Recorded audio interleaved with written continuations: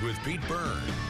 It's the final week of the regular season for Indiana high school basketball. Sectionals start 1 week from tonight. Now this week, several of the area's best are testing themselves in preparation for Hoosier hysteria.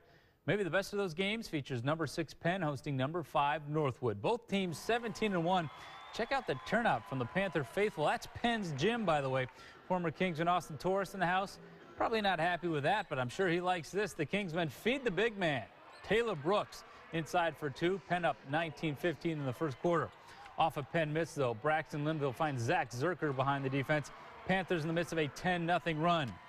Back and forth we go. Nathan Miller knocks down the 3 for the Kingsmen, but again, transition offense works for Northwood. Jonathan Wilkinson right back down the other way and takes it to the rack for the basket. This one certainly lived up to its billing. Jordan Geiswood hit a 3-pointer to send the game to overtime, and the Kings pull out an 84-80 win in the extra period. What a game it turned out to be.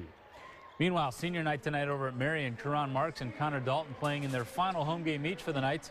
Yeah, but it was a sophomore who carried them early. Anthony Blum steals the inbounds pass, gets fouled, but finishes for the old-fashioned three-point play. Marion has the lead. Bremen comes out hot, though. Joey Atkins pulls up for the long 2. Lions up 12-8 at that point. But with the clock winding down in the quarter, who are you going to call? How about Devin Canaday? He knocks down the 3. Marion wins 76-42, their 10th W in the last 12 games. In New Carlisle tonight, South Bend Riley visiting New Prairie.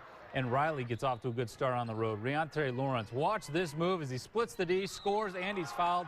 Riley up 7 early. Back comes New Prairie. Jason Webb, man, can this kid play. Hits the runner as time expires to end the quarter. New Prairie has new life.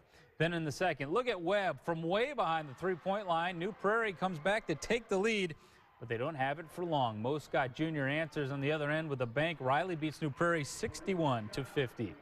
And finally, a couple of legendary coaches in action on the north side of South Bend. Mark Bonheiser leading Elkhart Memorial against Joe Huffenthal's Clay Colonials.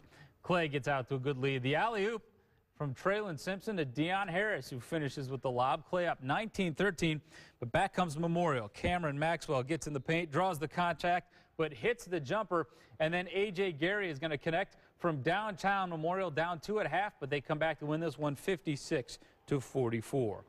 Meanwhile, this weekend, the Penn girls basketball team will play for a spot in the state